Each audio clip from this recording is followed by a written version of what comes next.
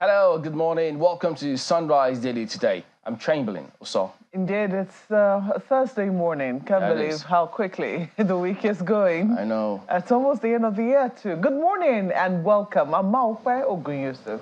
Welcome to the first day of the second half of the 11th month. Yes, November 16. Good morning and welcome. I'm Ayoma. Whatever that means. First day of the second half. No, November has 30 days, and we've already done 15. Today is the 16th.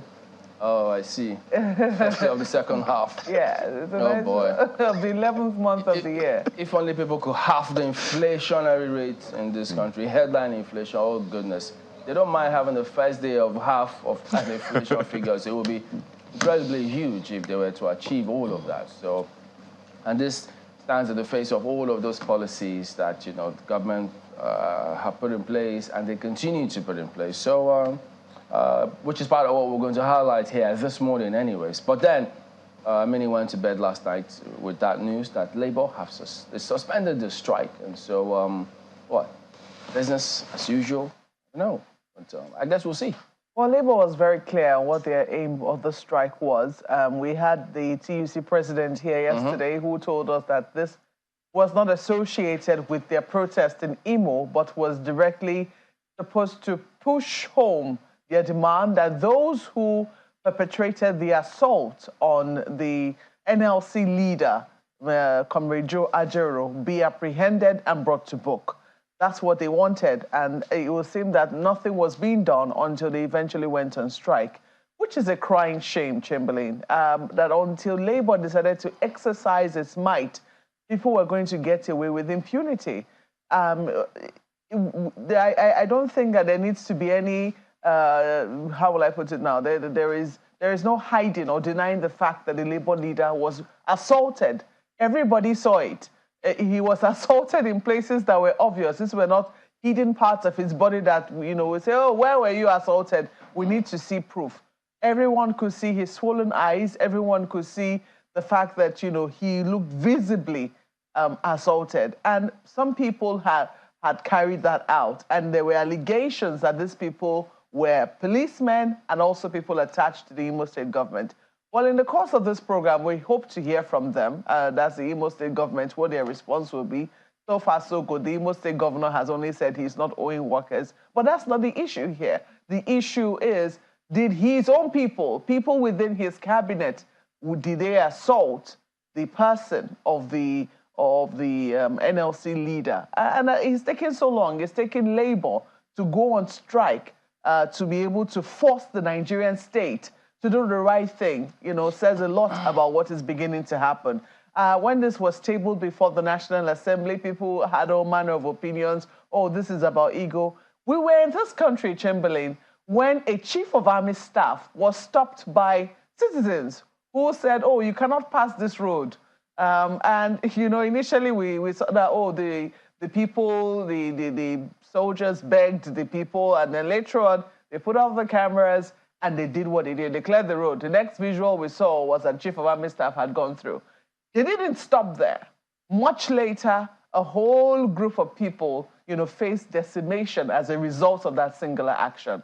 The number one of the Nigerian army was affected, and we saw how hard the Nigerian army came down on those group of people. And there have been many questions as to, why that should happen or whether that was right. But this is not the first time. If you look at the National Assembly, if the Speaker is touched or even affected in any way, or the Senate President, for that matter, anything happens to him, I don't think that we'll be having debates. I don't think that anyone would have thought that it was wise for them to have assaulted the number one is the president of the Nigerian Labour Congress, and think that that's going to be swept under the carpet and that Labour will not react in any way. I think that that's some delusion coming there. But that it has taken this long, it was not enough for Labour to say, we will go on strike if you don't arrest these people. They really had to go on strike in collaboration with other unions, with the TUC and other unions that are affiliated with them, to press home their demand. Says a lot about the level of impunity that is currently ongoing, and the fact that they did not trust the police He said we do not trust the Inspector General of Police, and it has taken the intervention of the National Security Advisor for them to call off that strike. Says a lot. I wonder what the IGP thinks of all of this, because, I mean, when Labour says we don't have confidence, we think it's been compromised, so let the NSA then wade in. So big question marks on all of this. And, I mean, yeah, people will always have the opinion about some of these things in terms of what they think of it. If they say it's about ego, well, the same NAS and Senate, did Nigerians speak up about the cars that they were receiving for 160 million each? Did Nigeria speak up about the billions that were given to them from the presidency, saying to aid the settling in of new members, which they eventually said was all of us? What happened to it? They went on with it. They said, no, it's for official purposes. Nigerians have again spoken up about the members that have been confirmed as resident electoral commissioners. And if it's not ego, what has been done about all of this? So people utilize the advantages whichever way possible. But unfortunately, you get to see things go all right, because, I mean, we see different governments across both federal, state. They bully different agencies as much as they want. They try to bully the media as well. So we see all of these things. So I know, two wrongs don't make a right. It's a lot. I think a former senator always said it. He said it even on the floor of the Senate itself, that, look, what he's noticed in this country is, look, if you don't foment trouble, or if you're not violent, if you're calm about certain things, most times you don't get listened to. It's only when you come with the force of law and violence, then people listen to you in this part of the climb. So it's sad. Very unfortunate. It's not supposed to be that way at all. We're not in a banana republic. It's rule of law. I mean, you heard Labour also say, well, government talking about industrial courts and all whatnot. They break the law time and again. They don't obey court orders, and they want us to obey orders. So the examples, it's replete with examples. Whatever we do or whatever you do, people are watching. They watch, and then, so of course, that's why we had to ask him. If there's a court order, you can't afford to be seen violating a court order. You cannot. But then, what about the impression people have of the courts themselves? They claimed they had not been served. I mean, that's certainly, we don't live in labor offices. Unless so people we don't show know. them proof of service. Yeah. They say, look, if you show us proof of service, why not? We'll do it. But we'll go over some of those scenarios that is played out over the week and yesterday, today on the program as well. Well, you know, Chamberlain, listening to the two of you, I have little, very, very little, if anything, to add. The only thing, you know, that touches my heart in everything that we've had is our weak institutions are being weakened by the day, by the people who are supposed to strengthen them, and we seem to just be at the mercy of nothing or no one else. One of the institutions that we're weakening by the day without even knowing it are the state institutions. The federal government, yeah, maybe because of a lot of, for want of a better word, bashing, the federal government seems to have lined up quite a bit. But even at the state levels, a lot of state apparatus are personalized. And one thing that I always say is, look, every office is terminal. You're going to leave office one day, no matter what office you occupy, councillor, chairman, member of the House of Assembly, commissioner, chairman, or DG of any agency of government, even governor will leave.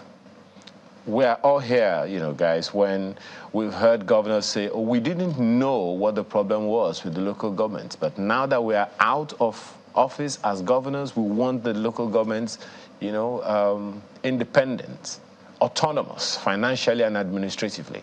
So how about the ones that are there now? The issues you raised, Chamberlain, about inflation, of course, as you said, we will discuss it. But I was just seeing a video on Twitter just before we came on air. One of the things that I saw was a taxi driver in Oyo State, you know, lamenting the activities of the federal government. How about the states? Who is giving attention? And well, thankfully, as you said, we'll talk about some of these things. So what are we doing? How are we going to strengthen the institutions such that no one can use apparatus of state for personal use, for personal interests, without anyone looking down on them and clamping down on them? We saw what happened in the United States, where we always quote that the president of the country wanted to do something, but the state institutions were so strong and they resisted. Who is going to resist those individuals who want to use security agencies, who want to use any apparatus of state to their own personal benefit? It happens even at the ports, happens at the immigration points into the country and out of it. Who is going to help us, and how are we going to strengthen these institutions so that they are not susceptible to the vicissitudes of individuals in the country? Just who? It's very interesting questions, but we'll attempt to get answers today on the program from our guest, if he could give our viewers any solace, but who knows. But the front page of Vanguard here today, I don't think it will give anyone any solace whatsoever, but it's a stark reality. Shortened arm, probably. Soaring food prices drive inflation to 27.33%. Did you say and rising? Well, who'd have thought? You know, one of the key things that states do is to ensure food is available to their citizens at almost at the cheapest. Because look, you know what they say, this is the basics at the base of the people's challenges and problems, the government will have a very hard time, because you can paper over cracks, you can give the palliatives to your political machinery, you can support them all you want, but when people are hungry, you know what they say about he that is down is fear no fall. They wouldn't care about, you think, if they hit the streets, they all go there and say, listen, we're hungry, we need to eat. It drives people to do unimaginable things they thought they never will be able to do. So I know we speak about the need, the urgent need at that to address all of this. I mean, we've seen it several times on this program. Some agents of states don't even rely or even accept data coming through from government agencies that tells you what the kind of scenario we're dealing with here. And then when you ask them, so what data do you have then? Nothing. So 27.3% food prices really going up. And then you look at the right, it records 10 consecutive month rise. CBN upbeat on price stability. Prices of commodities to remain elevated. A Sterling Bank. Oh, okay, I thought I was saying wrong. Economists see 30% for year end. Call for further fiscal measures. What's with Sterling Bank saying? Prices of commodities to remain elevated, though. Okay, well, I guess it came in at some point, so you should look at that context and find out what informs that decision here. Reported on the front page here this morning, but it's there for everybody to see. So, stark reality.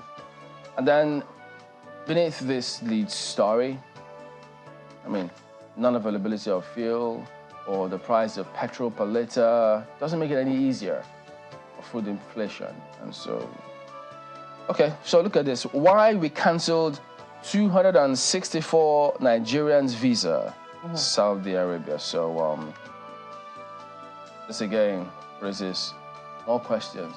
Okay, well, maybe you've seen answers here this time. So it suggests that if you turn to the paper, you'll get to see a lot more explanation about people thought, goodness me, even the National Assembly said it was embarrassing. Even while the president was there, this happened. So they needed to answer questions and talk to Nigerians about all of this. That's Vanguard this morning. Yeah, but if you read their response, I think that we need to also hear from our own foreign ministry. Did we do things properly? It would seem that there was a misrepresentation. According to the Saudi authorities, okay, well, you're supposed to read the paper, aren't you? Oh, boy. You're supposed to read the paper. The editor of Vanguard said, what is she doing? Exactly. Well, So, well, hopefully I've whet your appetite a bit more. The Guardian has this one on the front page. The headline is certainly not funny. Currency depreciation, high energy cost, wasn't inflation outlook. So that's the story. Page 6 is where you get to find details. And we have to find how to stem this tide because shall I say majority of Nigerians earn their earnings in the currency, in Nigeria's currency, the Naira. If the Naira isn't worth much in an economy that continues to be largely import dependent, well, what it means is that people are becoming poorer by the day. Even those who are working, those who are supposed to be earning a living, it means that their money is becoming more worthless by the day. And I think it simply explains why there is ample pressure on the dollar, because people want to now make sure that whatever it is they're saving is not being eroded by inflation. They call it a thief of value. I mean, it's basic knowledge, because look, people keep getting frustrated if they cannot afford to buy petrol. They cannot. So there's just so many areas here, and governments across board, states, federal, local government, they need to keep asking themselves these basic questions. So because people keep watching what they're doing, take 160 million and buy things. You could take 70 billion or whatever it is to NAS. You could allocate 5 billion to renovate or paint a building, another 4 billion to paint another building. You could keep doing, but people keep watching, and then they cannot buy.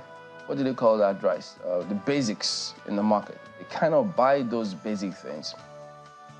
Big question as to what the states are doing about industrialization, what they're doing about even agriculture, which is supposed to be like the baseline. I think this is some of the questions we'll ask Mr. Muda Yusuf when eventually we'll speak with him much later in the program, whether states are really taking this production. They can lie to themselves all they want in terms of what they're doing. Very seriously. But look at it. It's stark reality for everybody to face. Well, you also find right there a breakdown. Inflation surges hit multi-decade high of 27.3% as monthly growth retreats. That is right there. They show you what the headline inflation is. They show you what food inflation. Food inflation. I can tell you. This is not luxury goods. Yeah, food. This is basic food. Average exchange rate. They also show you what the average exchange rate has been from August to October. We've not even captured what is currently obtainable in November. And then they also tell you what the price of fuel is. 617 naira per litre on average. I bought for 640 yesterday. Diesel is over 1,200 naira per litre.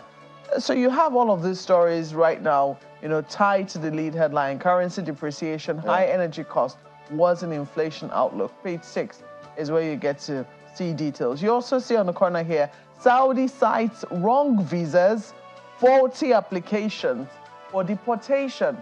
So that's how the Guardian is capturing that particular story. NNPCL flags currency crisis as barrier to investment. And NLC, TUC suspend strike, ask federal government to reciprocate gesture. That story is on page 6. Reps demand implementation of 550 billion naira subsidy removal palliative. Okay, it's a page 3 read. And some analysis for you, tackling crashes by trucks, articulated vehicles in Lagos, Ogun. The story is on page 4. We'll leave it there for the Guardian newspapers. Business Day newspaper gives you an idea of the major things that increased prices. Bread, fish prices stoke inflation to 18-year high. Does that mean? That means the cost of bread is higher. Cost of fish is also higher. And by the way, information is out there that the lead sector that causes inflation is food. And that's what you have on the front page. But then look at the rider. Rate hikes, reforms, bearing fruit, says CBN. I hear someone say, really? Can you just warn us ahead that it's because of these rates, these reforms, that we have high inflation and then it's going to come down? Can someone talk to us? You know, I don't know, but that's what you have on the front page lead story of Business Day newspaper. At the bottom of the page, something similar. Consumer goods firms stay afloat as earnings slump. Chamberlain, you mentioned this earlier the other time when people can't buy the things that they want to buy or need to buy. Of course, right beside the major story, oil firms pay less penalty for gas flared. Shouldn't we be over this already? That's Business Day newspaper this morning.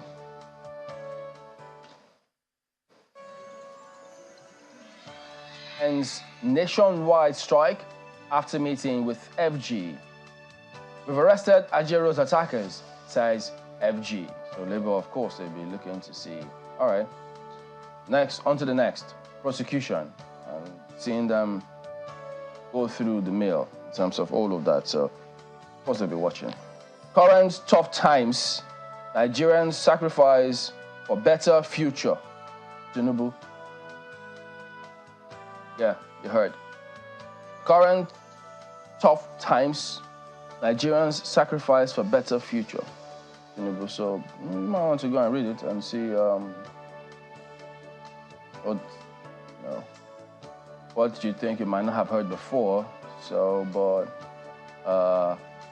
how long, Mr. President, are this going to be for?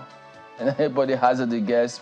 People need to have an idea because look, people's thresholds are different. Yeah, and the thing is, are people saying commensurate work? So it's one thing for the president to be saying one thing. It's another thing for the governors in the state to be on the same page with Mr. President. It's another thing for the National Assembly to be on the same page with Mr. President. It's another thing for the ministers whom the president has appointed to be on the same page with him. So while he thinks that, okay, this is suffering that will soon end, or this suffering that should come to an end sometime soon, if the work that we're currently seeing is not commensurate with the words that are being spoken. Well, maybe, I don't know, people may not, of course, I don't think anybody will easily forget. Senate, I remember the senator that said, look, what are you people talking about? You're looking at us buying one car, 160 million. But what about the executive? What about this and that? They buy this and that. Yeah. And this was not long after they kept on saying, look, just sacrifice for the country, sacrifice. Yes, and even Mr. President himself. And then you look at that and you feel, what? Is that the kind of actions you're taking after asking us to sacrifice? To sacrifice, yes. Big questions. I mean, even though there was clarification on the presidential yacht and all, but has there been a policy to say that henceforth, moving from here, you know, the things that we use, the things that will be used within government, outside government, anything a government is associated or affiliated with, must be things that are locally produced. Has there been a real drive to spur production? That, for me, is the big question. Are there any cottage industries that have sprang up in which areas? Where are they? And they keep telling us, look, subsidy, they were thieves, they were this, they were that. We don't see anyone who's prosecuted for stealing. Are they telling us it's okay, steal, repent, and sin no more, go? Look, I guess we'll just keep asking. And besides, the recent narrative, government says, the previous government looted the country dry. Mr. Ribadu says, no funds to even do stuff. So maybe they're trying to tell us. They didn't say it like that. I thought it was empty. They met empty treasure. Where is that Ribadu statement? If they met empty treasure, did anybody looted it? What does it mean if that's what? What does it mean? Chamberlain, no comments, please. Well, maybe they should explain to us then by publishing figures. We want to see what then happened. Maybe this may lead to that what Vogue is asking. Publish, let people see these things. If it's that transparent, everybody will be on the same page. Probably. At least to some extent, but if it's not, what do you want people to think? If they tell you I met empty treasury, they're telling you what they're not saying is that, look, this guy's looted it, but my hands are tied. Well, yeah, that's how you've interpreted it. That's how many. If you don't, let me see you. Come on, right now. I want to hear what people think about this. I don't mind. Is that how you interpreted it? Send me your mail. Let's see. Let's see your feedback on that. Interesting. I mean, and I will shock Nigerians. You will shock them by saying what? I'm quoting what government told us. They will shock currency speculators. And the speculator will say, oh, okay, you want to shock us? And then dollar goes the other way. Can government shock them quickly? Because they're just waiting for the shock. Now, we are the ones being shocked now. With inflation at 27.3%. Oh, boy. Well, look at what leadership has on the front page. They're focusing on the relief. It's right here. Relief as Labour leaders suspend indefinite strike. It's right there. Cite intervention by National Security Advisor to monitor situation. Students lament grounding of varsities, suspension of exams.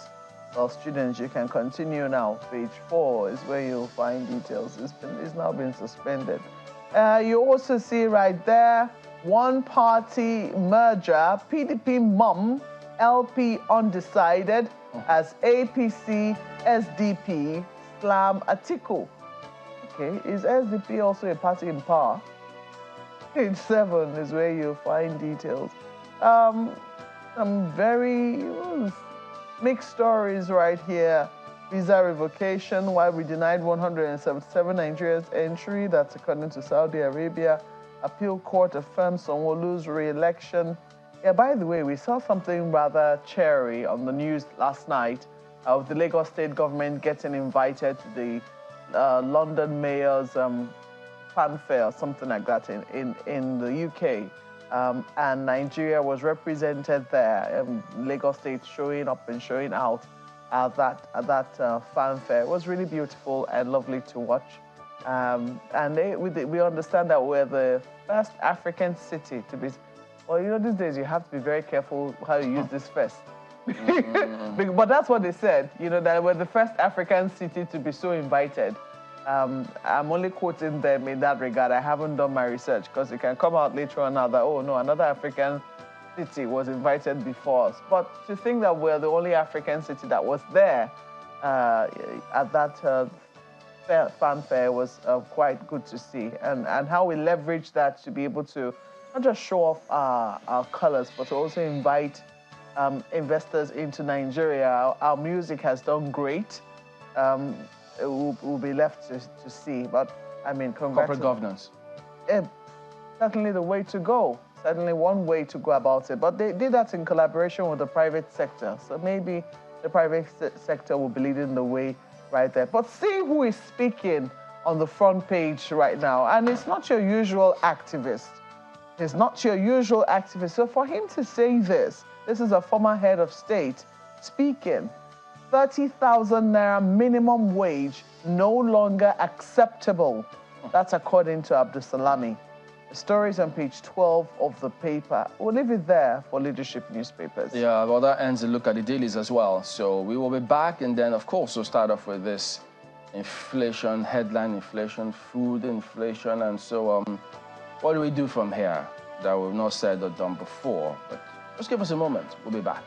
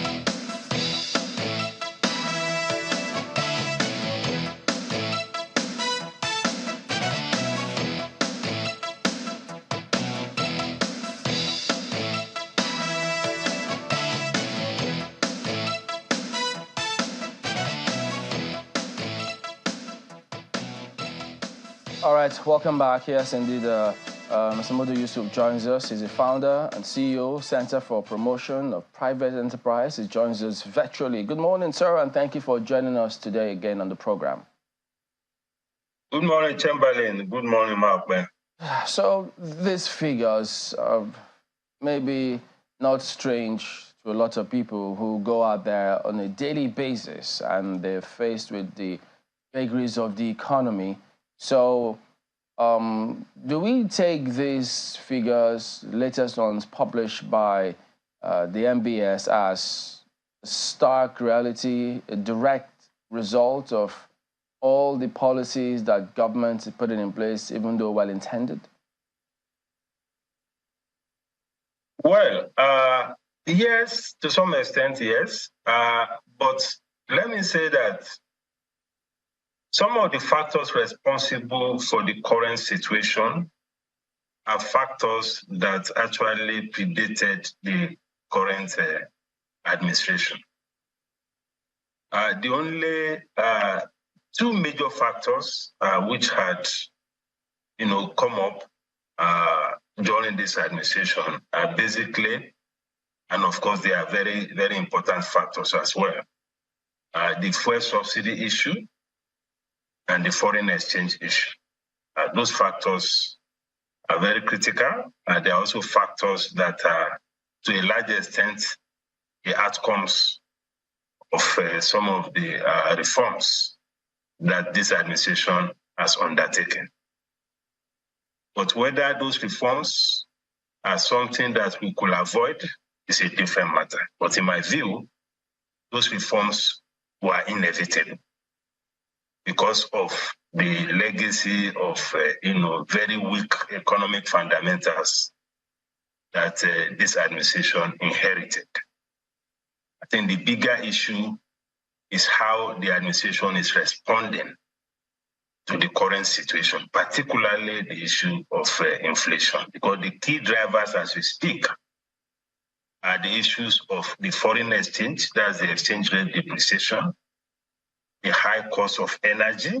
I think those are the two major issues. Of course, there are also global dimensions to inflation, because globally inflation is a big issue. And to that extent, whatever we import also comes with some kind of inflation, which we call imported inflation. And on top of that, we have issues with insecurity, which again is a legacy problem, which is affecting especially the supply of food.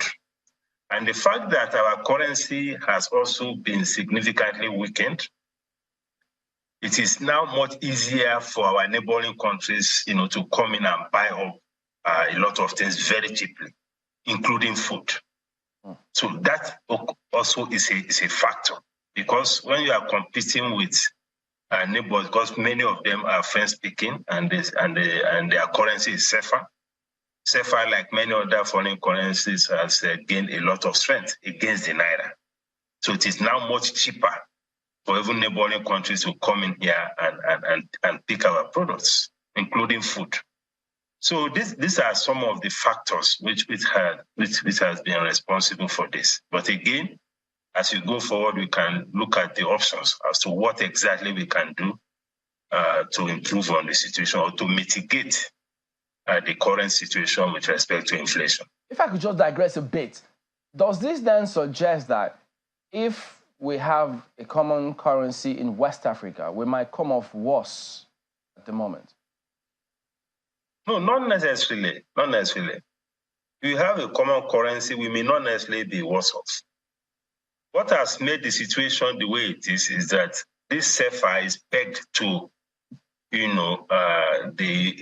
EU currency, that's the euro, and they don't depreciate as fast as what has happened, because our own depreciation is a result of a lot of domestic policies, some of which again has brought us to where we are. Because when you have a situation where you have rapid growth, especially in your money supply, over the past 8 years or so, money supply had grown by about 190%, which is huge.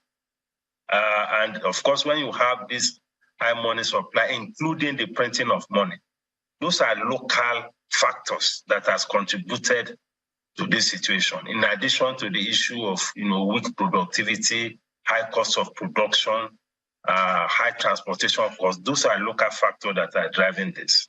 Oh, yeah, pardon me. In your 10-point agenda to the CBN governor at the time, you had also made reference to the erosion of the 25 billion capital base of banks, which indicates that something needs to be done drastically.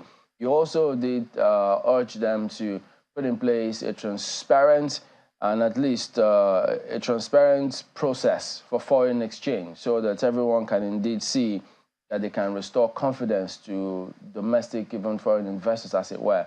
So ever since he's assumed office, do you see him fulfilling all of this agenda that you set for him? Well, to some extent, some of the things we advocated was a reform of the foreign exchange market. But at the point we were also making those propositions, the facts, especially concerning the status of our reserves, had not become as manifest as it had been. Because after the release of the CBN audit reports, it became clear that the situation with our reserves is really very, very bad. And that also introduced another variable, which is the speculative variable or the precautionary variable on the demand for the dollar, additional pressure. Because under the previous dispensation, a lot of these facts were not made public. Perhaps that created some illusion that, okay, we are perhaps comfortable concerning results and so on. But when these facts were, released as a result of the audit report, it became clear to analysts and many economic players that the situation was really very bad. So that created additional pressure arising from, the flight to safety and also, speculative activities on the currency. So that further accelerated the rate of the depreciation of the currency.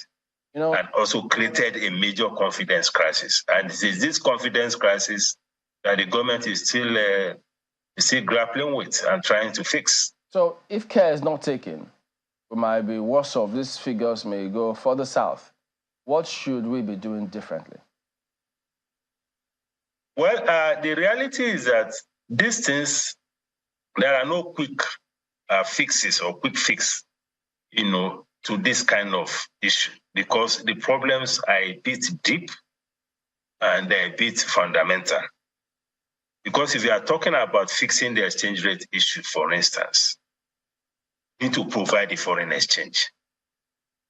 We don't print foreign currency, so we have to see how we can get more foreign currency in, either through remittances, through foreign direct investment, which is what the president has been trying to do, going to various countries, speaking to investors to come in. And when foreign direct investors come in, they are coming with patient capital. That is capital that will stay for a long haul and capital that's also foreign exchange based. So that is the advantage that will bring. Then, of course, also to create confidence within the system generally so that, remittances can also come. Because if you have distortions in your foreign exchange market, remittances will not come. Many of these remittances that are supposed to come in, many of them just stay in some other countries, and people do all sorts of transactions here in Naira where they make the deposits abroad. So unless you create the policy environment that can, engender that kind of confidence, those remittances will not come. Again, that is what the foreign exchange reform is all about. Then on the demand side, a lot needs to be done and very quickly around our domestic refining of petroleum products. Because that is putting a whole lot of pressure on our foreign exchange as well. Because if you are spending anywhere between maybe $1 billion, $1.5 billion, on a monthly basis to import petroleum products, it's a lot of pressure on the foreign exchange. And look at what the oil price is. And there's also the pass-through of the high energy costs on inflation. Diesel is now over 1,000. A lot of companies still use diesel to generate power. All the trucks that are moving around, they are being powered by diesel, almost 90% of them. So these are some of the factors that are leading to this thing. So the point is that it will take some time. There's no quick fix to this. We need to deal with the Forex issue. That will take some time because, yes, the president has spoken to quite a number of investors, but they will not just pick their briefcase and just bring in the dollars just so fast. You know, they have to do their due diligence. They have to do some planning and so on. And the issue of domestic refineries, again, if you can fast track it, whichever way we can, with respect to the NNPC refineries, with respect to the private refineries, and see how quickly they can also come on board, so that can reduce the pressure of demand on foreign exchange. So those are the things I think can be done. Then, of course, we need to address the issue of productivity, you know, because you have an economy over 200 million people, and we have an agricultural sector that is still being driven by all these peasant farmers who are still using poles and cutlasses. There is very little technology application to our agriculture as we speak. Almost 80% of our agricultural production is still being done in these traditional ways. How much can that do for a growing population in the face of, you know, this high rural-urban migration? So you need technology. We are seeing technology presence in practically all sectors, but not in agriculture. So something has to happen, you know, to scale up, to upscale productivity in agriculture so that we can at least, try to address particularly the issue of food inflation, which is the major driver of poverty as we speak. So many things that you have said, and I'm just wondering where to start. You currently head the Center for Promotion of Private Enterprise, and I know that those in the private sector will certainly have a litany of woes that they're currently dealing with as a result of inflation and price instability. Speaking to your members or speaking to those within the private sector, what would you say has been the biggest headache for them? No, the biggest headache is two. Let me say two. The energy cost and the foreign exchange crisis. Those are the two biggest headaches. You know, and unfortunately, some of the variables, or most of the variables that are driving these two factors are not domestic. A lot of them are foreign. And we don't have much control over some of these variables. I mean, talking of energy costs, for instance, you'll be talking about what is happening globally with regard to energy prices, with regard to this Russia-Ukraine war. And you can see the impact of that globally as far as inflation is concerned. You know? So the only major issue that we can say is local is our failure to be able to refine petroleum products domestically. That is our own responsibility. That's a governance issue. I mean, how can we, as an oil-producing country, for over 10 years or so, we have not been able to fix our refineries. We have not been able to attract investors to invest in refineries. I mean, that's a governance failure. So that, of course, is domestic. But when we talk about all these energy prices and so on, a lot of all those things are also global in nature. Is this also a barrier for many would-be entrants into the, private sector, entrepreneurship side of things? No, it is a barrier. But again, as a private sector entrepreneur, you have to choose the kind of business you do. If you are undertaking any business and the business is foreign exchange intensive, that is a big risk. You have huge exposure to foreign exchange. That is what is happening now. Because most of the victims of the current challenges are businesses that have high foreign exchange exposure.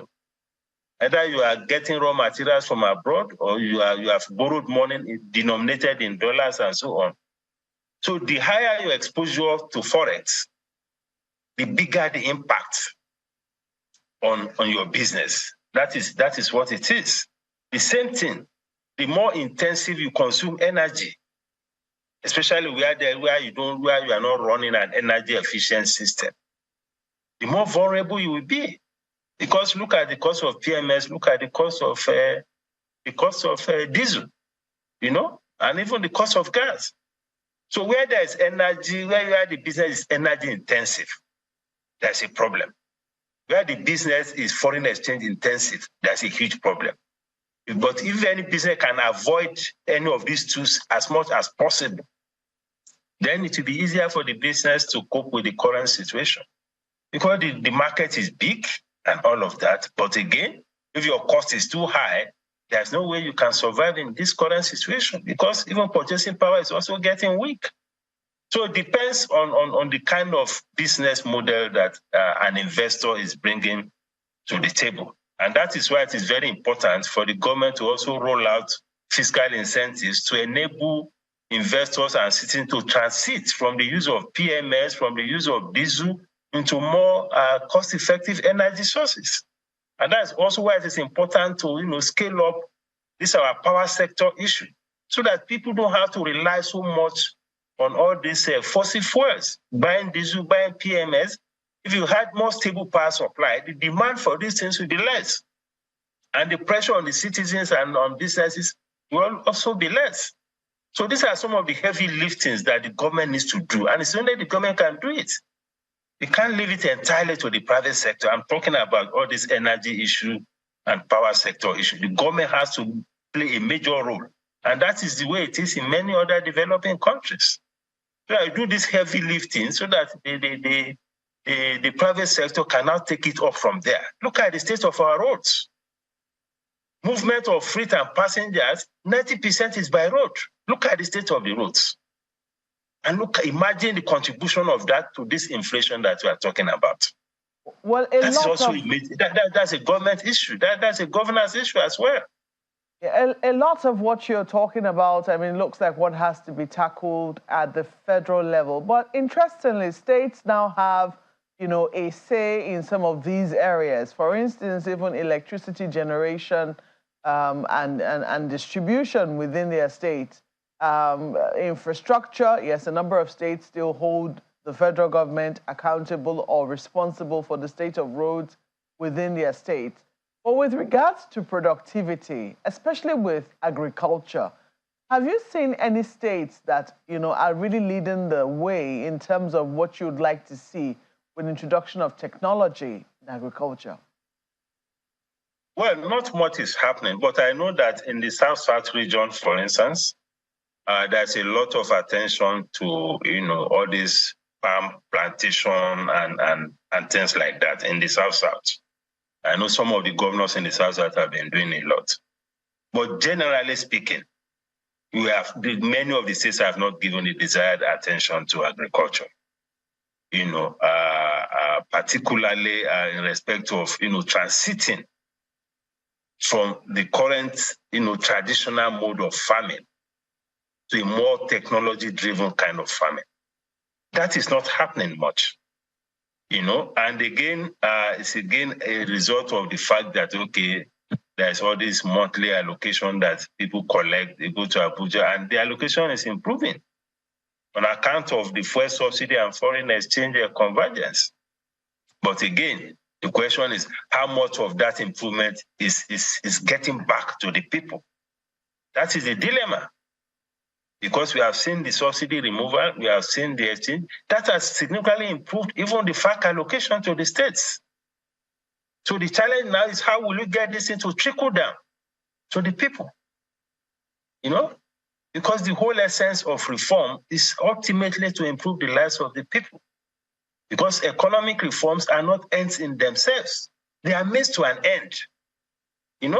Yes, we have taken reforms, but we need to see to it that the welfare impact is there. And both the federal and the subnationals have a responsibility to do that. I mean, earlier in your newspaper review, you are talking about issues of cost of governance and all of that. People buying vehicles of 160 million each and all of that. I mean, those things don't speak well of how we are managing the resources and how we are, appropriating the products of the sacrifice that the people have made. Because this sacrifice has led to a lot of an improvement in revenue. So how are we giving it back to the people in a more inclusive manner? I think that is something that we need to begin to advocate and interrogate those in the governance space for. Dr. Yusuf, one of the major questions that comes to my mind straight up about this is whether or not we even have an understanding of how to track this. In preparing for today's conversation with you, I've tried to look at a time when inflation figures dipped. I'm still struggling to find where it dipped significantly for as far back as I can remember. We've been talking about inflation figures now for quite some time. Now, reading from Dr. Ayoteriba this morning, one of the major things that he said is the only way we can have any sense of improvement in inflation figures is for the Naira to appreciate. But then there's something Malquest said in our opening sequence this morning, that how is that going to happen? What Dr. Teriba said, how is that going to happen if we cannot produce? And given the issues that you have raised this morning in conversation with some of your colleagues in the economy, in the economic sector, the various levels of the economy, how can we produce and get the Naira to appreciate so that the inflation figures can come down? Well, some of these issues are also interrelated. There's a lot of intersection among them. Now, production is a function of the environment that you create. You know, if you don't have the right kind of environment, we just spoke about the issue of power and the cost of diesel. If you are in production and you have to be buying diesel at that kind of amount, there is no way you can produce competitively. So you need to have an environment that is enabling production. Power is a major issue. There is no country in the world that has industrialized without power. It's very fundamental. Then you have the issue of connectivity, you know, even within the country. How do you move your product from one end to the other? You produce in Lagos, you want to sell in Maiduguri or sell in Sokoto. How do you move it? Look at those trucks on the road. It's the most inefficient thing that has happened to this country. The cost of moving a truck can be on road for almost a week. Sometimes they sleep on the road because of bad roads. So we have to also have a model of financing our infrastructure in a way that is sustainable. Some of this infrastructure finance cannot be sustained by the budget. There must be a model of financing, especially road infrastructure. Well, interestingly, because that is what is carrying 90% of the freight, of the traffic. Interestingly, Dr. Yusuf, I'm sure you're aware that a number of institutions, RFI, I think World Bank as well, partnered with the federal government in the previous administration for what they call rural access and mobility projects, you know, fixing some roads in different parts of the country and in the different regions, you know, of the country. But, you know, speaking to production, we are an import-dependent people. Is there a way to discourage our appetite for importation? For instance, Chamberlain was, you know, speaking the other time about the National Assembly buying vehicles. We have a number of them in Nigeria that can be made. In fact, some of them get invited by governments of some other African countries to produce vehicles for them. Innocent is one we all know. Nord is another one. If we are going to protect the integrity of the Naira, how can we do that when we are so import dependent? Do you think there is a need to come up with a policy like the Gowon administration came up with that said the only vehicles that they wanted government officials to be using was that made in Nigeria, the Peugeot of those days? Do you see that happening? Do you think that will help to help strengthen the Naira? No, you see, we need to deal with fundamental policy issues. These are issues that relate to our strategy for industrialization. And in many economies around the world, that's what we call resource-based industrialization. You drive your industrialization from the point of the resources that you have within your domain. That is the way you can reduce all this import dependence. Our industrial sector is also too heavily import dependent. The core industries that are supposed to support them, all of them have gone under. You are talking about auto industry. You cannot have a viable auto industry that is not import dependent if you don't have a solid iron and steel sector. That's a heavy lifting that has to be done by the government, possibly in partnership with the private sector. You need steel to craft the engines. You need flat sheets for the body of the system.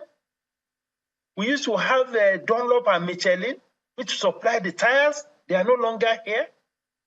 We used to have the battery companies. They are no longer here. So we have to ensure that all those basic inputs are available.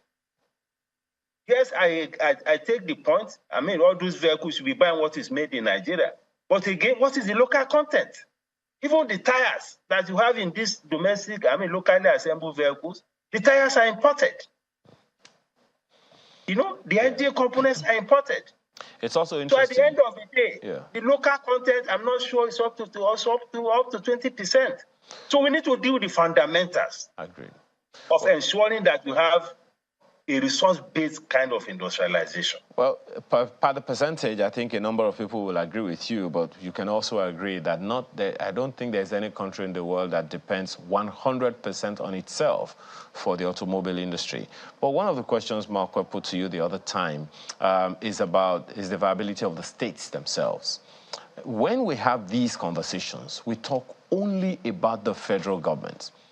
But there was a time in this same country when the Lagos state government had to literally shore up its own economic base to make it what it is today, that some other parts of the country are saying, okay, can we adopt the Lagos model? Do you see a responsibility for state governments in this regard, particularly maybe in partnership with the federal government, but particularly those who have things to do that they can help to shore up this economy? The Benue State, for instance, was known as the food basket of the nation. I don't know if that slogan still persists. Do you think the state governments are holding their own? Do you think they are pulling their weight enough to help their indigents as opposed to just depending on the federal government? Well, the state governments are not doing enough, certainly. And unfortunately, each time we have conversations around the economy, and just as you said, and rightly so, there's too much focus on the federal. The states have a whole lot to do. I mean, we are talking about food, for instance. When you talk about land, land is in the custody of the states. I've had instances where even people who want to undertake commercial farming complain about issue of access to land.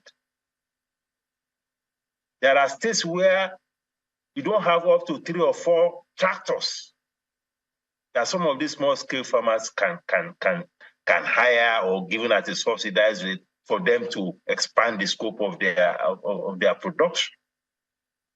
You know, and some of the states, again, the way they spend the money, they don't also address some of these developmental issues that can, make their economies a lot more inclusive and bring a lot more of their citizens on board.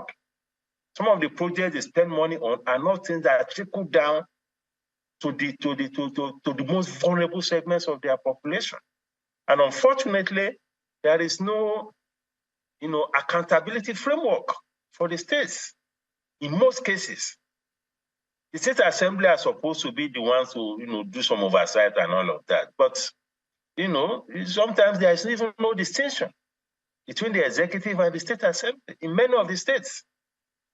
So the state governments, most times, they can get away with anything. And the civil society organizations are also more focused on the federal rather than the states. It's even worse with the local governments.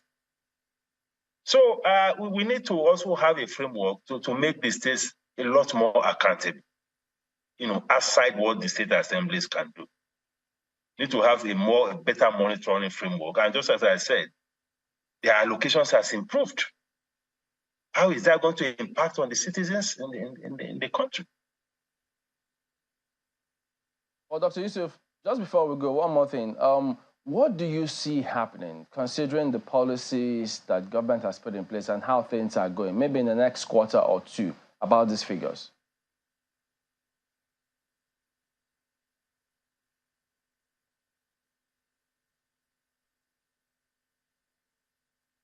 Can you hear me, Dr. Yusuf?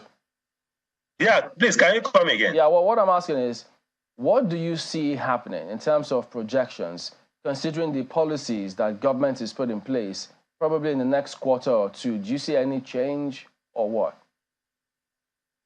Well, we can only be optimistic that some of these policies will begin to yield some fruits down the line.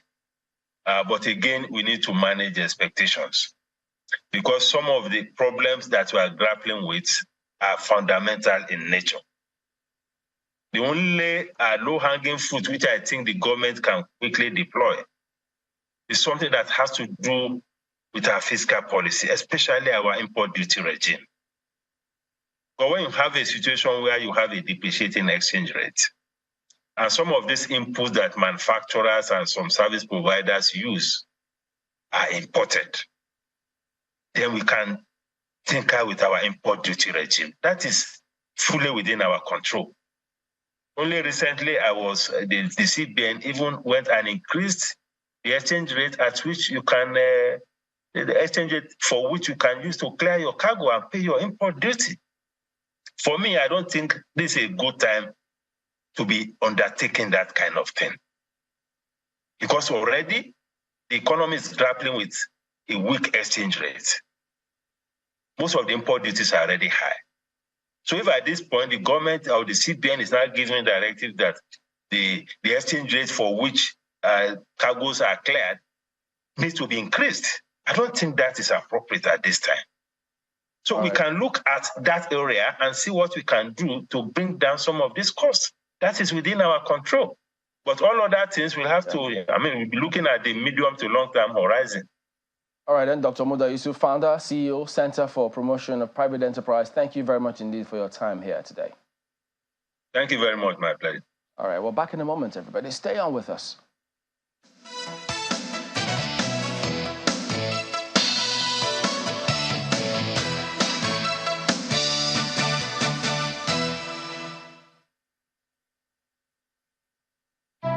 We are passionate about two things in Nigeria. The first is football. The second is our rice. And nobody celebrates like a Nigerian. So, for every goal scored, every mark made, you can be sure to always come back home to rice. Celebrate with Nigerian Premium Big Bull Rice, homegrown just like you.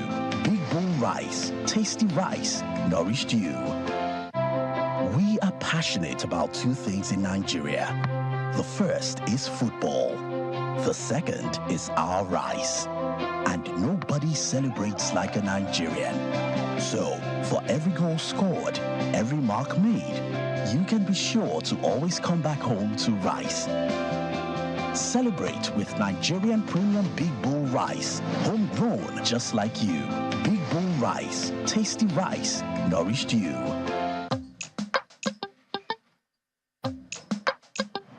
Heartburn and indigestion? Try Just Eat. My recommendation for the past 26 years, Just Eat. Reliable remedy for heartburn, indigestion, flatulence, and acidity.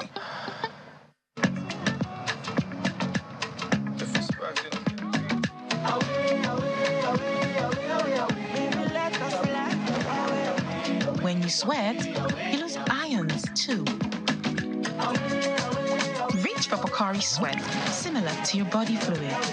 It is easily absorbed and rehydrates you faster. Replenish your ions with Pocari Sweat Iron Supply Drink.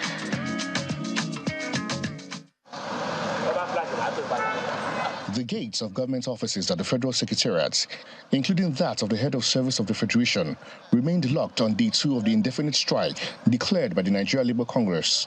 NLC, and the Trade Union Congress, TUC. Some workers who showed up for work were again not allowed to gain access into the offices, like it was on the first day of the strike. INEC have the power. At the headquarters of the Nigeria Labour Congress, officials of the NLC and the TUC are gearing up for enforcement, but the planned exercise was suddenly put on hold when the president of the Nigeria Labour Congress, Mr. Joe Ajiru, arrived at the NLC Secretariat in Abuja. NLC president proceeds into a closed-door meeting with some delegation from the southeast without granting any interviews. Meanwhile, in other states in the north, like Yobe and Kaduna states, officials of the NLC and TUC enforced the strike, picketing banks and government offices. We are totally in compliance with the directive of the National Secretariat of NLC.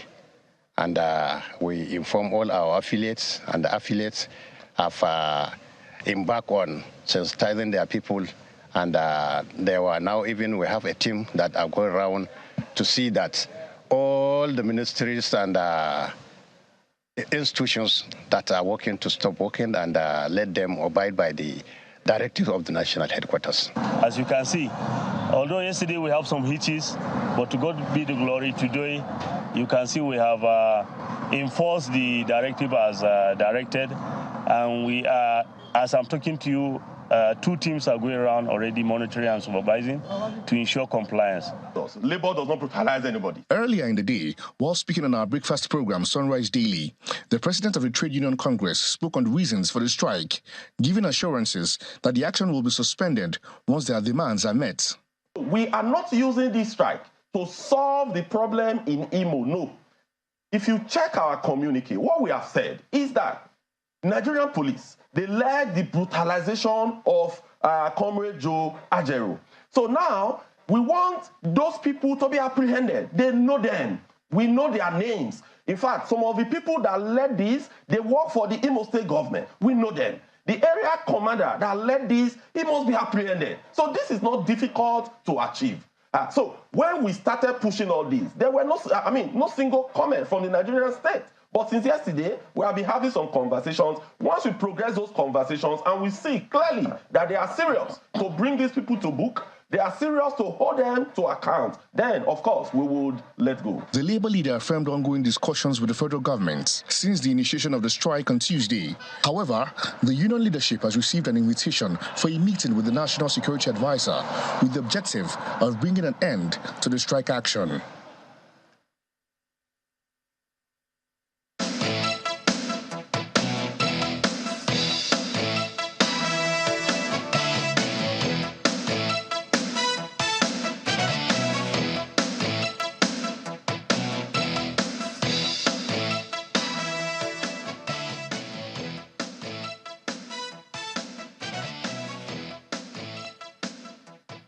Yes, welcome back. Akim Akinwale is a professor of Employment Relations and Labor Studies, Department of Employment Relations and Human Resource Management, University of Lagos. He joins us next. Good morning, Prof. Thank you for joining us on the program today. Good morning. Now, Labour has since gone ahead. They had a meeting with the NSA and they released a statement saying that, it's been suspended.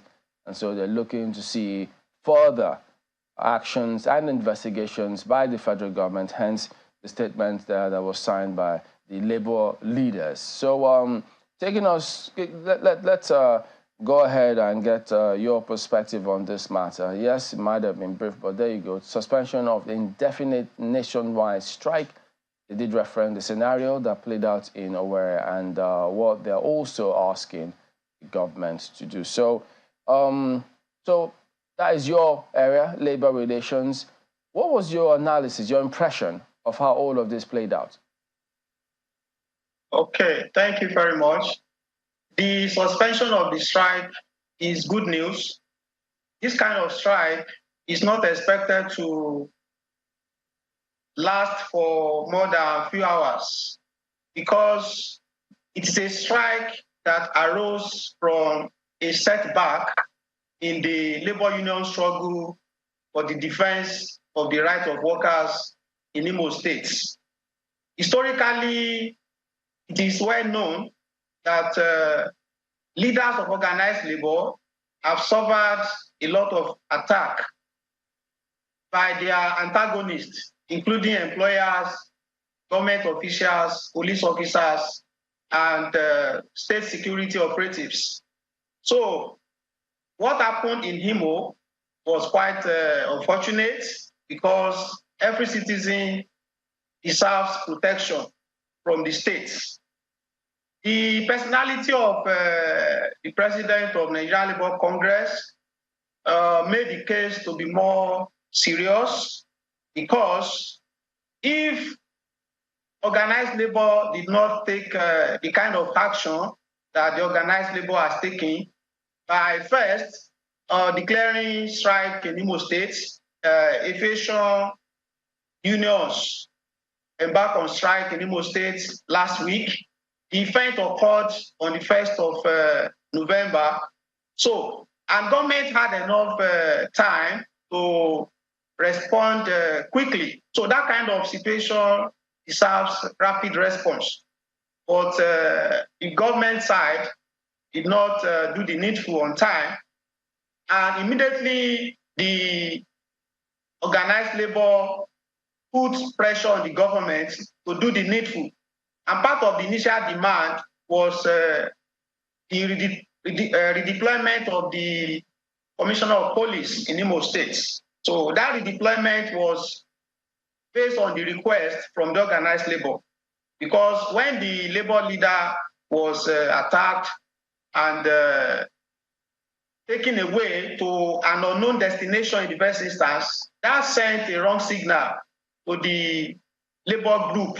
And immediately the labor leaders began to press button, began to mobilize. And they even declared the governor of the state a persona non grata. And that should have sent a serious signal to the federal government that, oh, this situation requires urgent and immediate attention. So it was part of the pressure put by the labor that eventually made the president of Nigerian Labour Congress to be transferred to Federal Medical Center in Owerri for treatments. So if not that labor leaders put pressure, no one knows what could have happened because it was a wrong signal. So that was the premise of this current general strike, which was a kind of surprise package because it was not supposed to be. So this strike is preventable. But the way the labor leader was attacked was quite inappropriate. And yes, the labor shouldn't have kept quiet. So, and the pressure that the labor leaders put on the government started from Imo State, but they did not get enough response. The kind of response they got was inadequate. And that explains why they extended the strike to other parts of Nigeria by making it a general strike. Because labor we want to protect itself. And this strike is basically a strike that was declared in order to maintain and enhance the power of labor leaders. If that is not done, that could portend danger for the future of a labor movement in Nigeria. Because if this attack was treated with kid glove, so no one knows what could have happened to labor leaders in the future. And if labor leaders are captured, it means the hope of the working class may go down the drain. So that's my initial reaction to the current situation. And of course, the federal government has done well in responding to the general strike. The National Security Advisor and other stakeholders immediately met with labor union leaders. Although initially the government response was that of denial and counter-accusation, blame game, but it didn't take too long before the government did the right thing by discussing with the labor union leaders. And of course, some headers from Imo State also visited the president of the Nigerian Labour Congress in Abuja in order to appeal to him to move in the direction of peace. So all stakeholders discussed and the agreement was reached, and on the basis of that, the strike was suspended. But this should be a lesson for all parties concerned that anything that has to do with security should be treated with immediate response. So the government should not wait for too long before responding. If anything happens to any citizen of Nigeria in any part of the world, whether at home or abroad, so the government needs to immediately take action in order to forestall breakdown of law and order.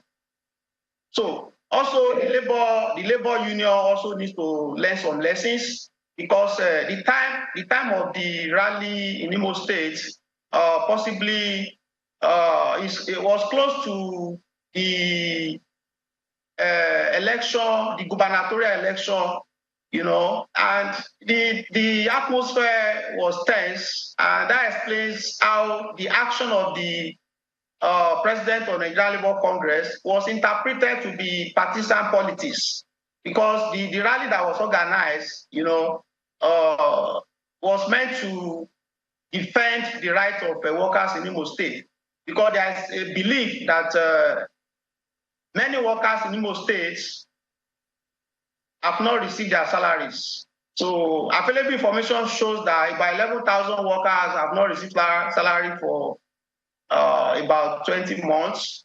And that was part of the issues that led to the intervention by the national leadership of the Nigerian Labour Congress. So, but the rally that was planned to commence on the 1st of November, while the period of election for gubernatorial election was scheduled for 11th of November. So you could see the time of election was quite close to the time of the rally. And so that explains how some people may interpret the action of the president of the Nigerian Labour Congress to be partisan politics. So, well, Mr. Akinwale, it's a good thing, shall I say, Professor Akinwale, it's a good thing that you have provided context. I do not know if you can hear me. Yes, I can hear you. Great. It's a great thing that you provided context and explained what it is that Labour would have sought, the points that Labour would have sought to press home with this strike. And also how it might have been interpreted on the part of the state government, the Imo state government. But people will also say, look, first, no matter how threatening any state government feels, should it resort to assault on the person of a Labour leader?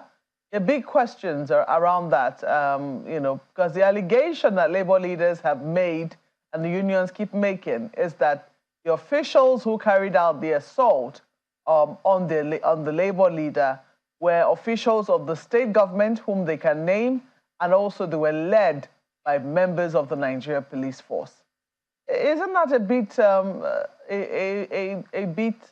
will I say, shocking, especially looking at how far we've come in this democratic dispensation?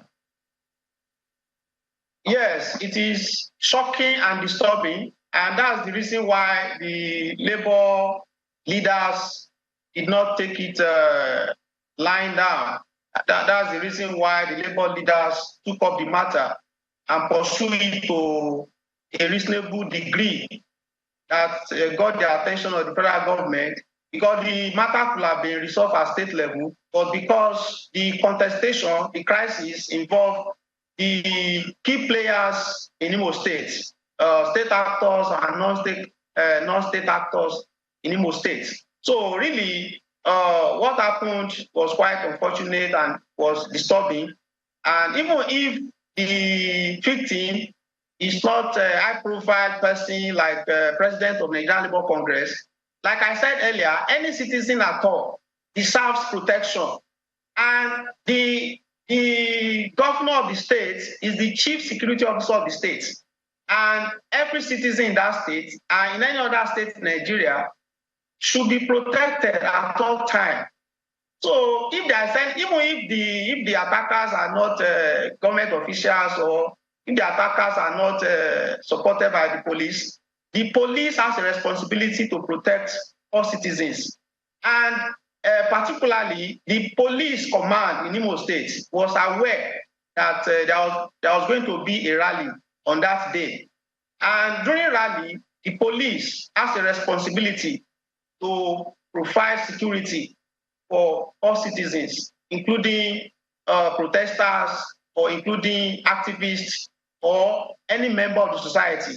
So it's clear that the government of Imo State failed to guarantee that, you know. So, and that was part of what led to the escalation of the political crisis in Imo State. It can be interpreted as a political crisis that was extended to the whole of the country. So it is a systemic crisis.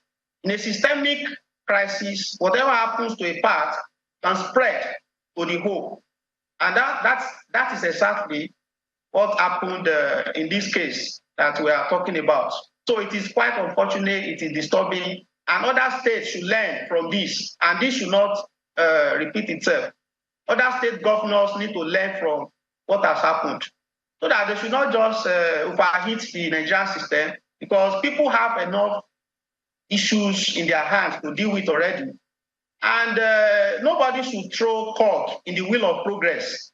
So the labor union and the government have been negotiating for improvement in working conditions. The last strike that was supposed to occur on the 3rd of October this year was aborted. You know, as a result of the dialogue between the federal government and the labor union, and this kind of strike that just erupted is unnecessary and should have been prevented. But I think that brings me to my next question, Professor Akinwale. Okay. In terms of the response of government to the issues that labor raised. Yes, we see that many times labor would raise, if anything happens, labor will have their response. Their demands can be, humongous, in such a way that, and labor will say, well, it is open to negotiation. This is what we are asking for, but we're open to negotiation. And then we see a back and forth, and, oftentimes there's meetings between government and labor. But on this particular issue, labor did not hide the fact that this was about the NLC president.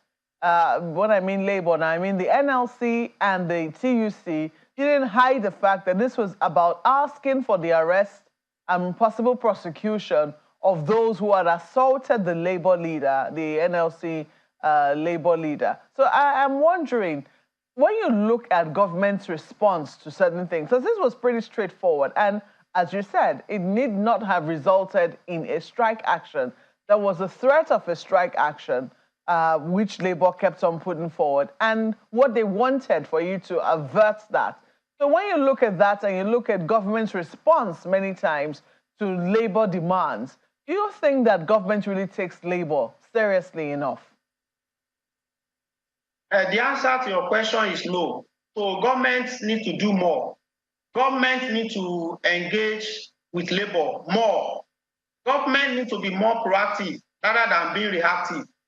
So sometimes it's when there is problem that the government will begin to think of how to put a stop to it. Government should rather focus more on preventive conflict management rather than being reactive. So the government has done well in the area of providing first aid response, but we need to move beyond first aid response to embark on a comprehensive treatment of pending issues between federal government and organized labor in Nigeria. Really, when we go back to the history of labor movement in Nigeria, we can learn clearly that the government needs to change its approach. The approach from the government has not been satisfactory. So it is either the response is ad hoc, haphazard, incomplete, first aid, palliative. So we need to go beyond that, and we have established structures that can be utilized to strengthen the engagement between labor union and the federal government of Nigeria, even right from the period of colonial era. So there were machineries that were put in place to make the interaction between labor and government very robust, very cooperative. And government need to know that just a moment. I don't know if you can hear me. I understand my colleague Ayo also has some questions for you quickly. Ayo. Yes. Thank you, Mokwe. Prof, excuse me, just a quick clarification of something you said earlier. You said available data says about 11,000 workers have not been paid in Imo State. Is that correct?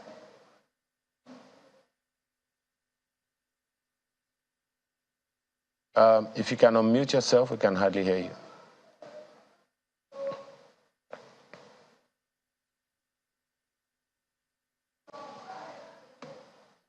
Can you hear me now, Prof? Yes, I can hear you. Good. I said available data. You said that the available data says about 11,000 workers have not been paid for a while in Imo State. Is that correct? Whether it is correct or not requires verification. So but this is part of that's the figure that you gave. That's the figure that you gave. Pardon? That is the figure that you gave. Yes. Okay. If you check the news, you will get that information in the media. If you check the news, so that information is in print. Okay. Well, the reason I'm asking is over and over again, the Imo State government has said that salaries are up to date in Imo State. So when you say this, I'm wondering, first of all, how reliable that data is, and whether you, as someone who studies, labor activities, workers' welfare, and all of that, is how authentic do you think that information is? Now, when you look at the claims of the government versus the claim of the organized labor, you can see discrepancy. So, and from the claim of the government is claiming that before January 2020, when the governor came to power, no worker in Imo State had received minimum wage. So that shows that the governor is also providing useful information that Imo State is among the states in Nigeria where workers have not received minimum wage for several years.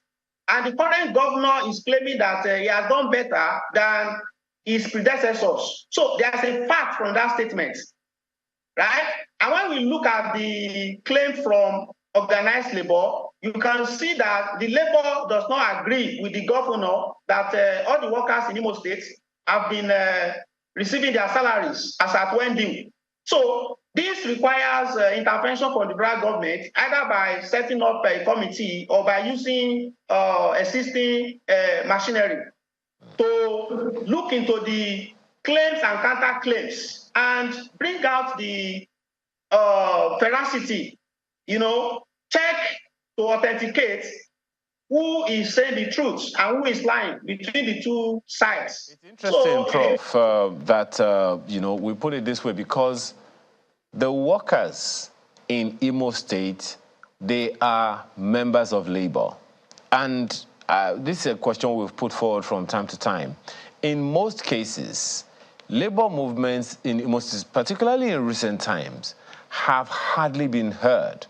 There was a time that we understand that, the state government was interested in how the leadership emerged of labor, how the leadership of labor emerged in Imo State. And as a result, the national leadership of labor came up with a caretaker committee. Let's see if we can, look at that issue in the first place. Do you think it is right? First of all, is it correct, in your opinion, or from what you know, that the Imo State government is interested in who emerges leader of its labor movement? And secondly, how right, in your opinion, is it that the government of a state is interested in the leadership of the labor movement in that state? This is a very interesting question.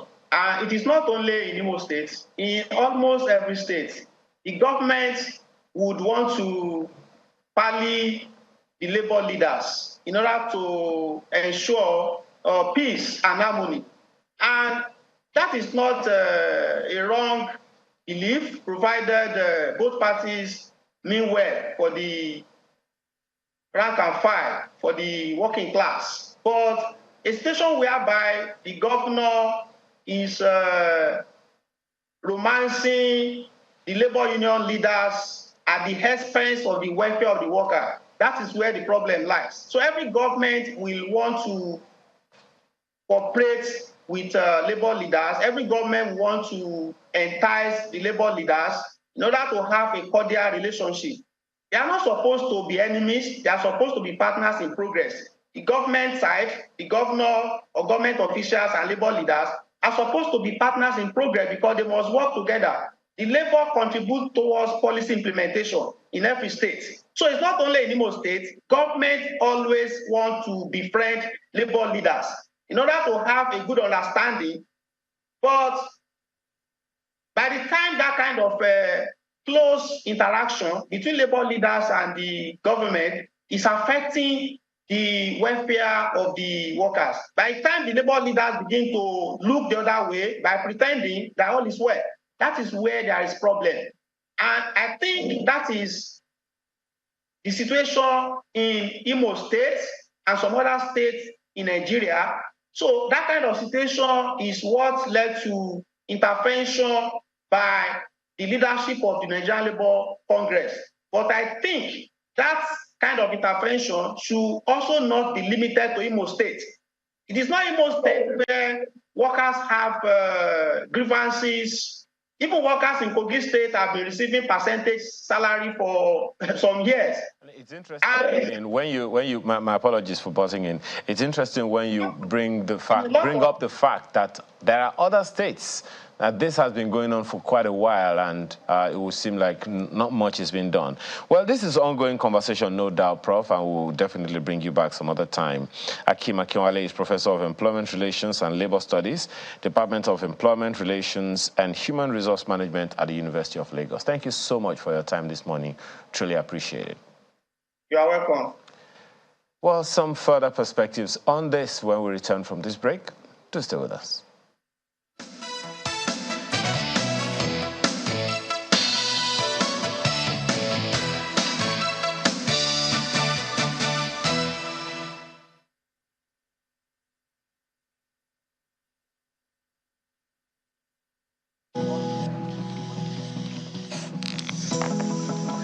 Confidence that only comes from knowing you are fully sorted, to show up for you just when you need a hand. And when retirement comes with all its worries and storms, to ensure we will stand by you and give you the coverage that you deserve. Make the perfect choice. Choose PAL Pensions today. PAL Pensions, your pal for life. Discover Lipton's flavorful and balanced taste. We pick fine quality tea leaves from selected tea gardens around the world to give you Lipton Yellow Label's flavorful and balanced taste in every sip. We are passionate about two things in Nigeria. The first is football. The second is our rice. And nobody celebrates like a Nigerian. So, for every goal scored, every mark made, you can be sure to always come back home to rice. Celebrate with Nigerian Premium Big Bowl Rice, homegrown just like you. Big Bowl Rice, tasty rice, nourished you. We are passionate about two things in Nigeria. The first is football. The second is our rice. And nobody celebrates like a Nigerian. So, for every goal scored, every mark made, you can be sure to always come back home to rice. Celebrate with Nigerian Premium Big Bowl Rice, homegrown just like you. Big Bowl Rice, tasty rice, nourished you. Sometime in May this year, the government reached an MOU with Labour. So the MOU was very clear that, okay, there will be a tripartite arrangement that will be put in place so that all parties will sit down and look at the issues one after the other. It was signed by the SGF, the secretary to the state government. So he signed the MOU on behalf of the government. In that meeting, you had the permanent secretaries. In that meeting, you had the state actors in that meeting. So if there weren't any issues, why were they shying away from bringing all the parties together? So on several occasions, we have written to them. Like as we said, this issue started since 2021.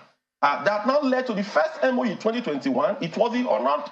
Then the second MOU just in May this year, that the secretary to the Imo State government, was in that meeting. And at the end of the day, an MOU was reached. But today, nothing was done. So if there was no issue, why was he running away for us to have conversation? What in that MOU has not been honored? Yeah. So the MOU literally said that because we raised several issues. One, issues about pay to workers, then issues of declaring workers as ghost workers, even when those workers were going to work on a daily basis. But they said they were ghost workers.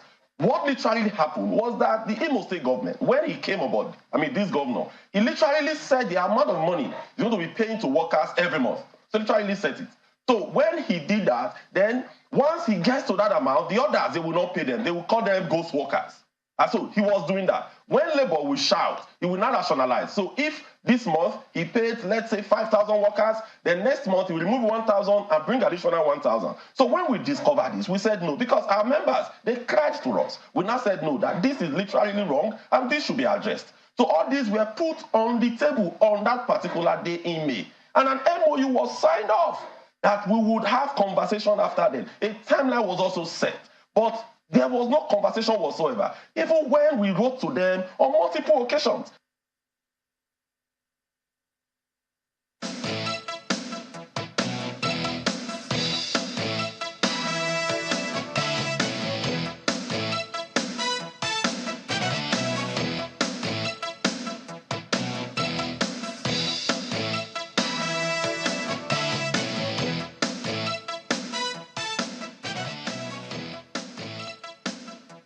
Welcome back. Mr. Declan Emelumba joins us next. He is the Commissioner for Information for Imo State. Good morning and thank you for joining us on the program today. Well, we just heard the president of the Trade Union Congress talking about some of the issues they had that led to all of this protest strike, which has been suspended now. If you could just start off from that point where he says that there was an MOU that was signed, a tripartite meeting having held between Imo State government, the NOC, and the TUC. That MOU was signed in May this year, he says. Was he correct when he said that? Well, yeah, to some extent it's correct, but I want to give you a little background, if you don't mind. Before that MOU, on 29th of January 2021, NLC leadership, national leadership, met with the government, and His Excellency, the Governor of Imo State, Senator Hope Uzodimma, was there. And after that meeting, there was a communique that was issued by both parties, and TUC was there, NLC was there, TUC Secretary General was there, NLC Secretary General was also there, Emmanuel Ogbuaja, who is still the Secretary General. And that communique started by saying that they commended the government for paying salaries regularly and as and when due, even in difficult times. It also went further to say that the government should set up a tripartite committee to look into complaints about those who have not been paid, and that once they are verified, they should also be paid. The same communique also talked about commencement of immediate payment of check-off dues and so many other things. Now, after that agreement, the committee was set up, headed by SSG, as agreed by both parties. And this committee have been made, labor was written formally by SSG to bring their members. And on the 18th of May 2021, they submitted a list of their members for the negotiation, for the discussions. And that included NLC, included TUC, included all the industrial union leaders in Imo State. And that committee kept on meeting regularly. And in the process, check-off dues was paid to all the unions. Minimum wage was paid, and that was 30,000. The government commenced payment of minimum wage, and the salaries, all those who had problems of verification issues were verified, and they were all paid. And so we were moving on smoothly. There was no problem because the labor and government was meeting regularly based on that agreement of January. And that was the situation until, and if you notice, from that January till January 2023, this year, there was practically no problem. Now, what changed was that in April 2023, Comrade Ajero emerged as the NSC president. And immediately he emerged, the situation started changing. And before then, I want to tell you, when he emerged as the president of NSC, the governor was so excited because he said, this is the first person from Southeast who is emerging as the NSC president. And he immediately congratulated him and directed me to liaise with his people for him to hold a reception for him in Imo State to express his joy. And I liaised with his people, the acting NSC president, Mr. Philip Wansi, and the treasurer of NSC then, Godfrey of who is currently, who they have made the caretaker committee chairman. And I sent my message to them to tell Comrade Ajero what government plans. And they delivered the message, and he was in Imo State. After his people received him and they attended the burial of his uncle also, we expected that having received this message, he was going to come to pay a courtesy call on the governor. And we are waiting for him. So the governor will now have opportunity to interface with him. And then we agree on a date for the reception. But he left. He didn't even bother to visit the governor. Not a message, not an acknowledgement. And it became a bit worrisome. We said, why should he behave like that? But be that as it may, as we moved on, then in March this year, there was supposed to be a delegates conference where they were to elect their leaders. And in the process, the labor leaders here, the local labor leaders here, complained that he wanted to change the rules along the line. By the way, the government is not interested in whoever becomes. The governor said, anybody who emerges NSC chairman, that is an Imo worker, he will work with the person because his interest, after all, is for the welfare of Imo people. But it was the labor leaders who complained that there was a problem because Comrade Ajero wanted to impose somebody on them.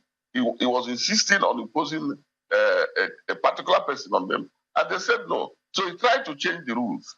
So at the end of the day, on that day, the election could not hold because of the disagreements they had. And what was the response of Comrade Ajero? That very day, he imposed a caretaker committee on the workers and then declared industrial action against the government. And, it was surprising because there was no dispute, there was no issue between government and labor before then. Okay. So when Commissioner, I declined, yes. So part of what you said, yes, you did agree that they were partly right, that there was an MOU that was signed, because TUC told us here, the reason why he was responding to when I asked him that the governor had said Labour had never written had never written the government. It made people believe that there was no communication between Labour and the government.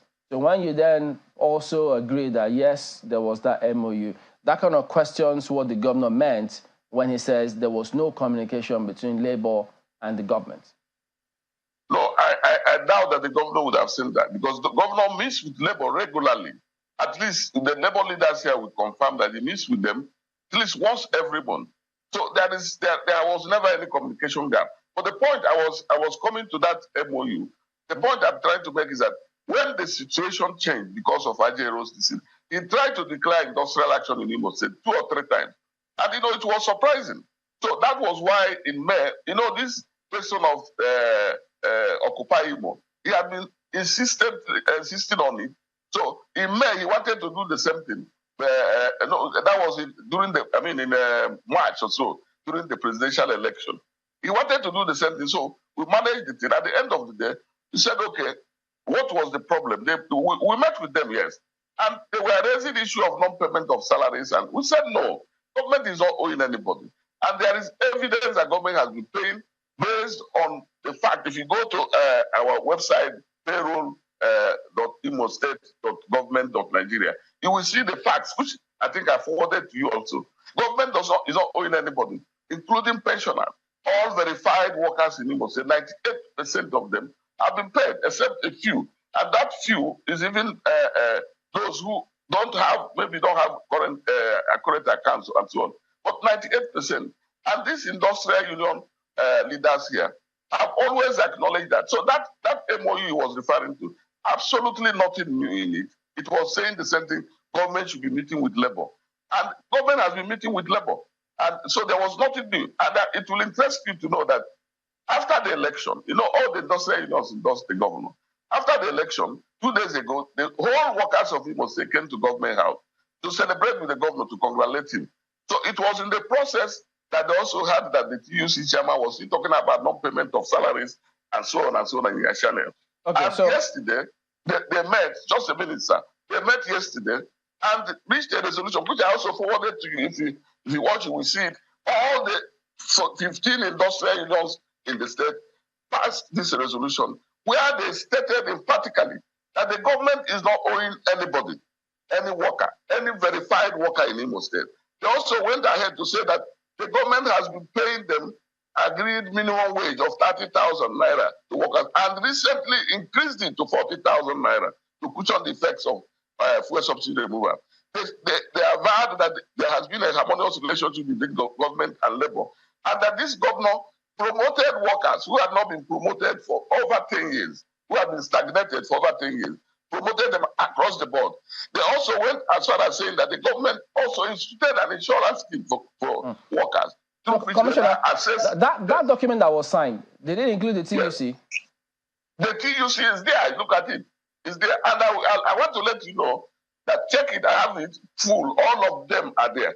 Now, one thing that should interest you is that after the TUC was in that agreement of January, but you won't believe it that as soon as Ajero came, the TUC chairman here, when Ajero started with issues, along the line, the TUC chairman was so impressed with what the governor was doing. So he wrote him a letter to thank him for what he's doing for labor, and that he was forwarding his name for an award by the TUC. Okay. The response of the TUC at the national level was to suspend him. Well, clearly, there are several issues which we may not have all the time to fit it in, but the president of NLC also, in fact, TUC, Labour entirely, accusing the government of, and his agents, of being behind or being responsible for the attack on Joe Ajero. My brother, I will tell you emphatically, the government has no hand in that attack. The governor has said it, and that is the correct, and that's the truth. And the governor has also regretted the attack. He feels bad that he was treated that way. But I think it's also important to note that the NSA has said they have arrested some of those who attacked him, or those who attacked him. And I don't think any government official was among those arrested. The government, why would the government want to attack a son of Imo State who is occupying such a position, who the governor was ready to host, ready to receive, and do everything to show him brotherhood and fraternity? So, and if you watch, I don't know what is really the agenda, because that same allegation, when the delegates conference failed in March, Ajero said it was the government that aborted it. Everything pointing hands at the government. And so when you look at it against the background that we also know he has been meeting with the Labour Party governorship candidate who lost the election last Saturday. He has been meeting with him regularly, even before this so-called strike. So you begin to see political colorations in it. You ask yourself, why should an NSC president take off by fighting his government, his state government? That's the first time it's happening. It's supposed to be an asset. It's supposed to be an advantage to us that we have our son who is NSC president. But what we have had is continuous cantankerous disposition against the government. And that, I suspect, is because he doesn't like the party of the government, which is APC, because he also demonstrated it. The sad thing is that he's using respected labor leaders to pursue this personal agenda. And I don't think that I don't blame them so much, because they might not know, some of them might innocently be following him. But if you ask yourself, if the first 2 years, 3 years of this government, there was no industrial disharmony in the state, why did this industrial disharmony start suddenly after Ajero emerged as the NSC chairman? And why is it that, in spite of repeated pleas by the leaders of the industrial unions in the state, that they have no problem with the government? He is insisting that they have. Why does he want to cry more than the bereaved? Or why does he want to be more Catholic than the Pope? The people here are telling him, we have a good relationship with this governor. And even the Nigerian Union of Pensioners gave the governor award as the most friendly pensioner governor since the creation of Imo State. Why is he not listening to all those things? Why must he continue to insist that there's a problem when those on ground repeatedly, and some of them, when they do it, he wants to suspend them. He suspends them actually, threatens them. So why is it? What does he have to hide? It's unfortunate that this is the situation, but that's the reality. This government has no problem with labor. The person who started creating problem is Comrade Nigeria, and I don't know why.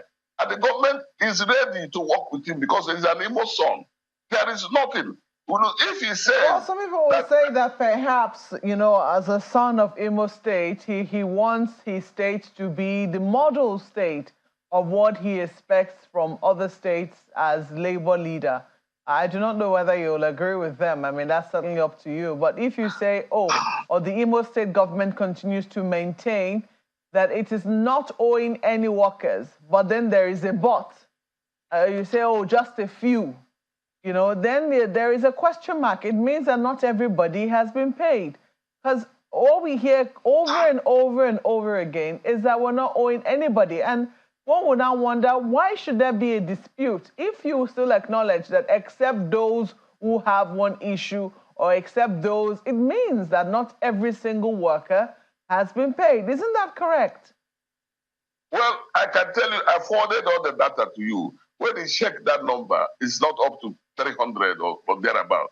Now, the point is that, you know, we passed through an automation process. And that automation process was supposed to sanitize the system.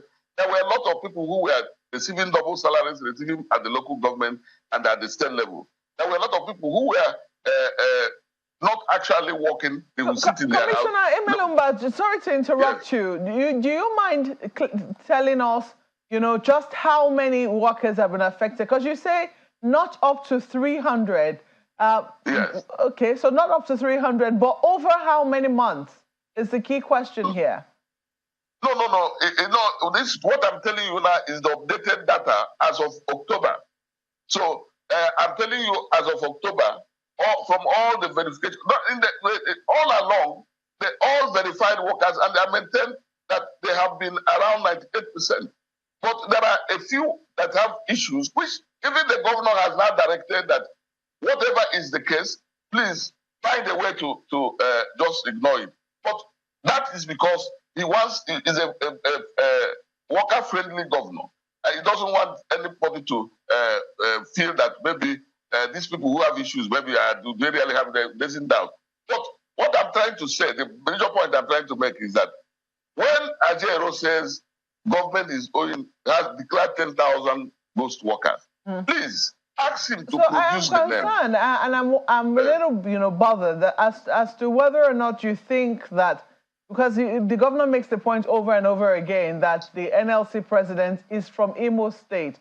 Are you bothered that this assault on the NLC president, who is a son of Imo State, happened within Imo State? I've already said that the government regrets that assault. And the government will support the prosecution of all those involved in that assault. That is not in the character of this government to condone such assault. So, but having said that, we must also not lose sight of the fact that Ajero himself, as the chairman of NLC, who is from Imo State, is not conducting himself well because he's crying wolf where there is no wolf.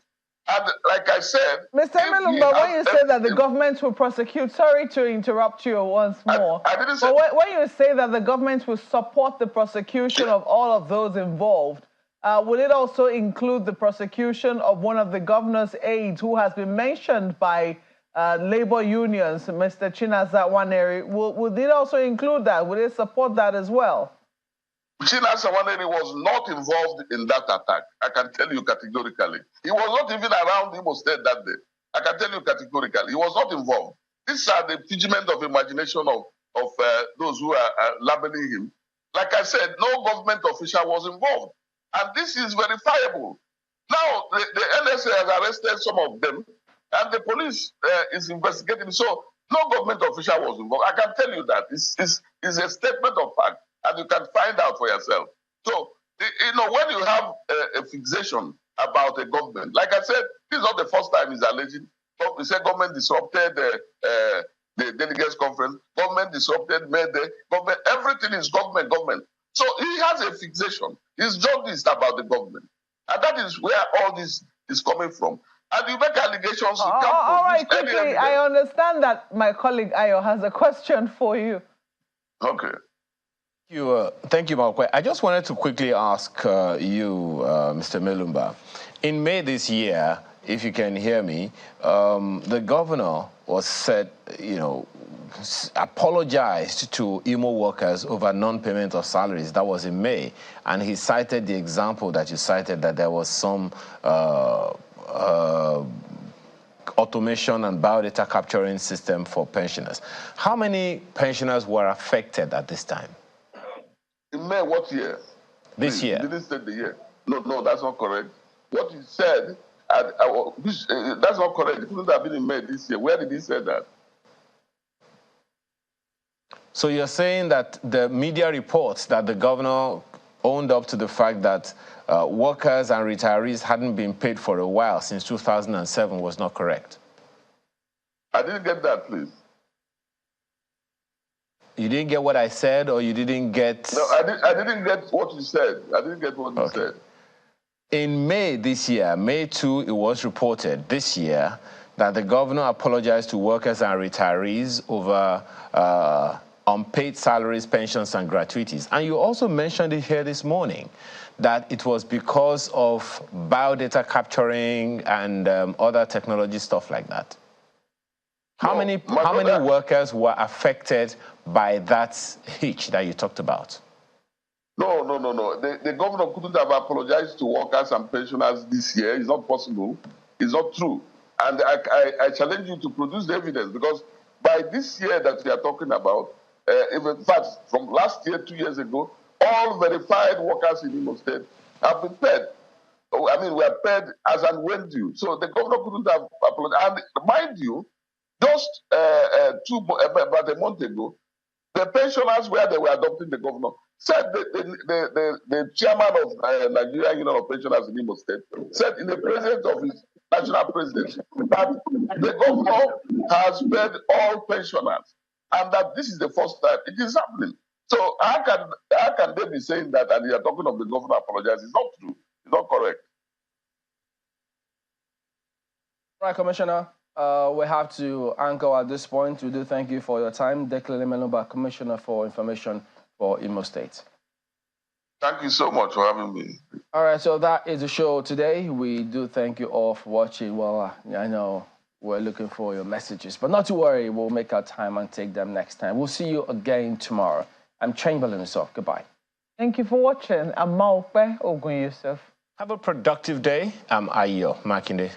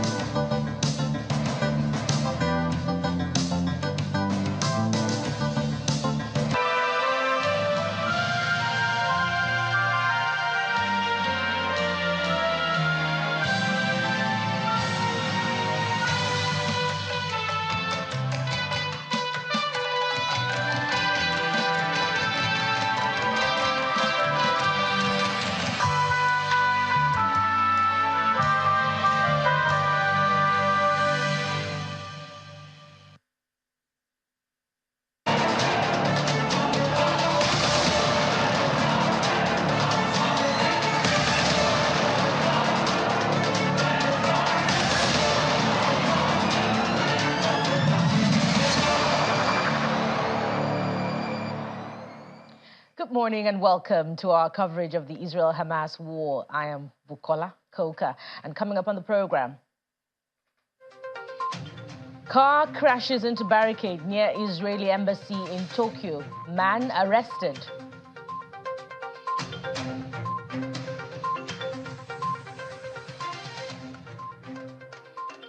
U.S. President Joe Biden says he made it clear to Israel occupying Gaza would be a mistake.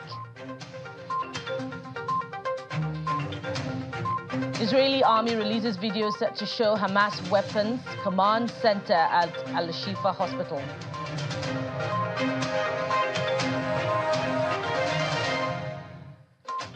Welcome once again.